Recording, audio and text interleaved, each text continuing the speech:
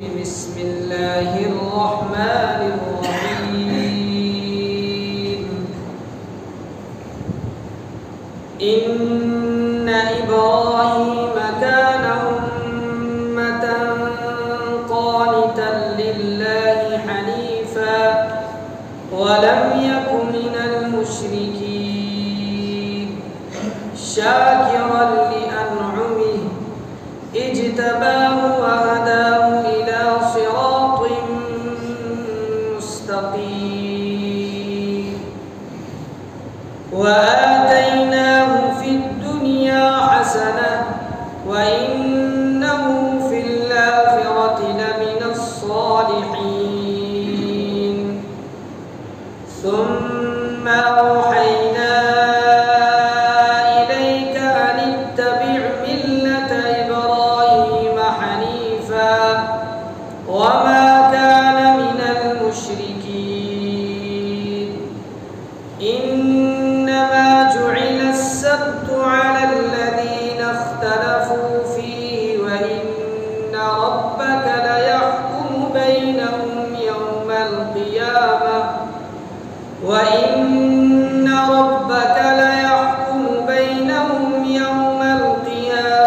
فيما كانوا فيه يختلفون بے شک ابراہیم علیہ السلام ایسے پیشوا تھے جنہوں نے ہر طرف سے یکسو ہو کر اللہ کی فرما برداری اختیار کر لی تھی اور وہ ان لوگوں میں سے نہیں تھے جو اللہ کے ساتھ کسی کو شریک ٹھہراتے ہیں۔ وہ اللہ کی نعمتوں کے شکر گزار تھے۔ اس نے انہیں چن لیا تھا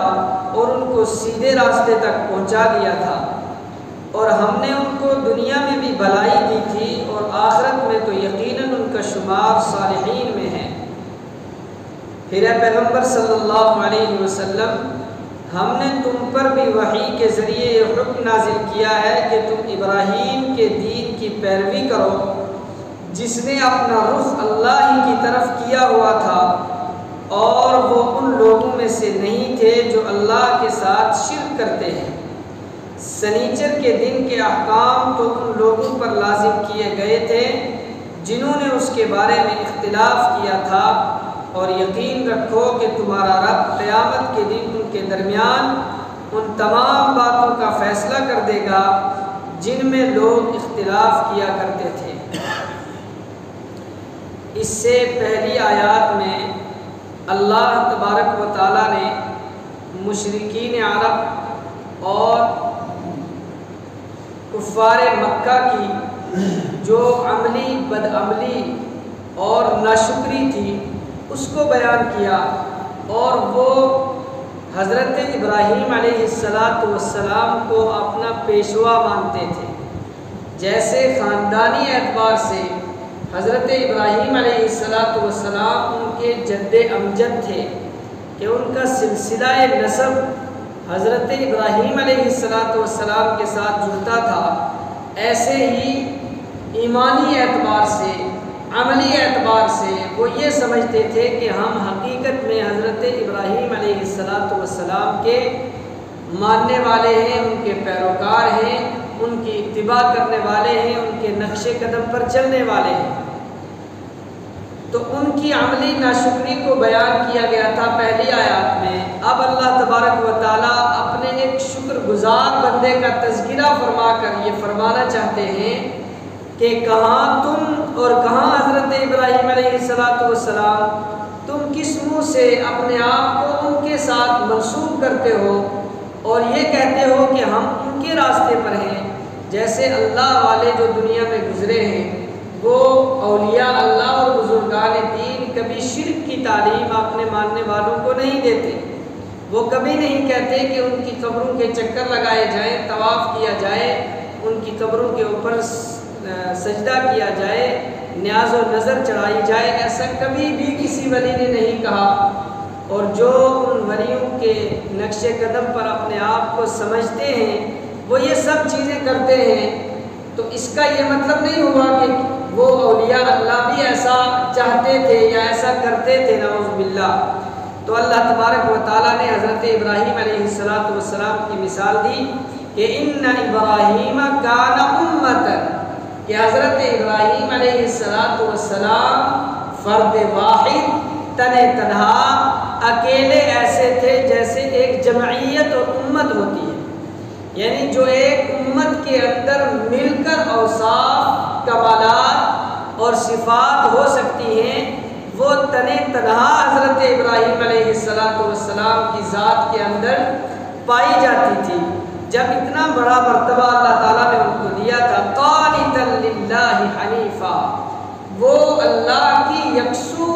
طور پر عبادت کرنے والے تھے، وَلَمْ يَكُ مِنَ الْمُشْرِكِينَ،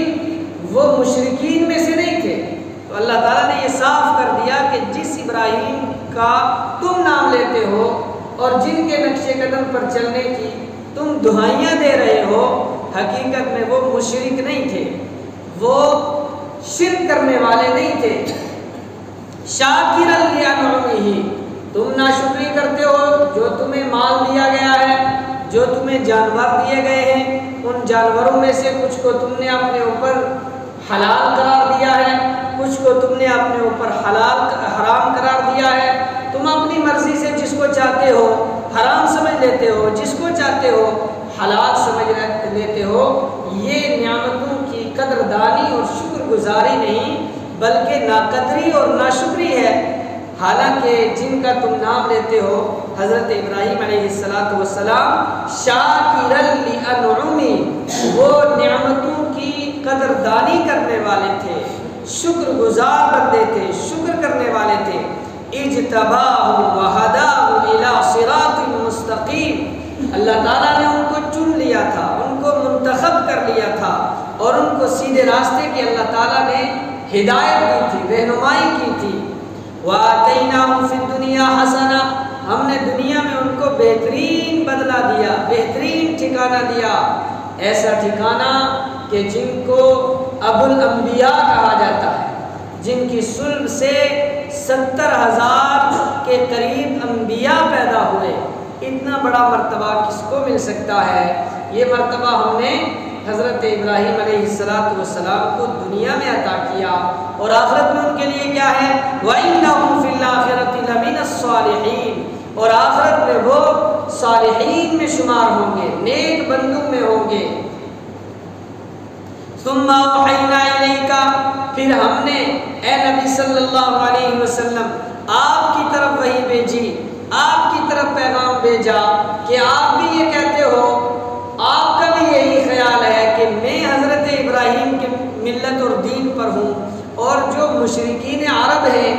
وہ بھی یہ اقرار کرتے ہیں، یہ اظہار کرتے ہیں کہ وہ حضرت ابراہیم کی ملت پر ہے، تو فیصلہ کون کرے گا؟ فیصلہ تو اللہ تعالیٰ نے ہی کرنا ہے، جو آپ صلی اللہ علیہ وسلم کو پیدا کرنے والا ہے، جس نے ان مشرکین عرب کو بھی پیدا کیا، اور آپ صلی اللہ علیہ وسلم کے اوپر جو اللہ تعالیٰ نے وحی نازل کی، اس وحی میں کیا کہا؟ ثم اوحینا الیک، پھر ہم نے آپ کی طرف وحی بھیجی، ان اتبع ملت ابراہیم حنیفا، کہ آپ حضرت ابراہیم علیہ السلام کی ملت کی، ان کے طریقے کی اتباع کیجئے یکسو ہو کر۔ وما کان من المشرکین، دوبارہ یہ چیز کہی گئی کہ حضرت ابراہیم علیہ السلام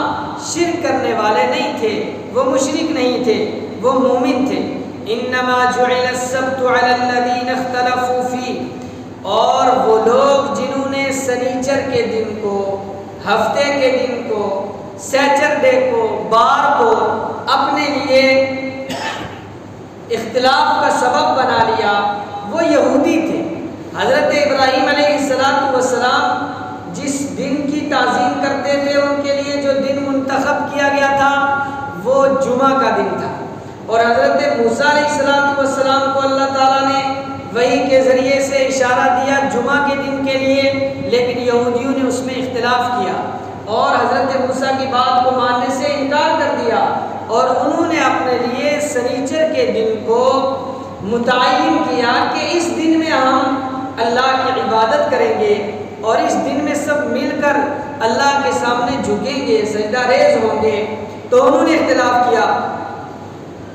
وَإِنَّ رَبَّكَ لَيَحْكُمُ بَيْنَهُمْ يَوْمَ الْقِيَامَةِ فِيمَا كَانُوا فِيهِ يَخْتَلِفُونَ، جیسے کل میں نے عرض کیا تھا کہ سنیچر کے دن کو جب انہوں نے اپنے لیے متعین کر دیا تو اللہ تعالیٰ نے وحی بھیجی کہ سنیچر کے دن تم کسی قسم کا کوئی کاروبار نہیں کر سکتے ہو، کوئی بزنس نہیں کر سکتے ہو، اور ان کا اکثر بزنس جو ہے یہ مچھلی کی خرید و فروخت تھا۔ مچھلی کو وہ سمندر سے نکالتے اور مارکیٹوں میں بیچا کرتے تھے۔ اب جب سنیچر کا دن آتا اور سمندر کے کنارے پر آباد تھے، سمندر کے پانی کے تعلق سے جس کسی نے سمندر کے کنارے کا سفر کیا ہے وہ یہ بات سمجھتا ہے کہ سمندر کا پانی چاند کی تاریخوں کے اعتبار سے کبھی ایک کنارے کی طرف بڑھتا ہے، کبھی دوسرے کنارے کی طرف بڑھتا ہے، کبھی جو ہے مغرب کی جانب پانی جاتا ہے ہفتے میں اور کبھی مشرق کی طرف آتا ہے۔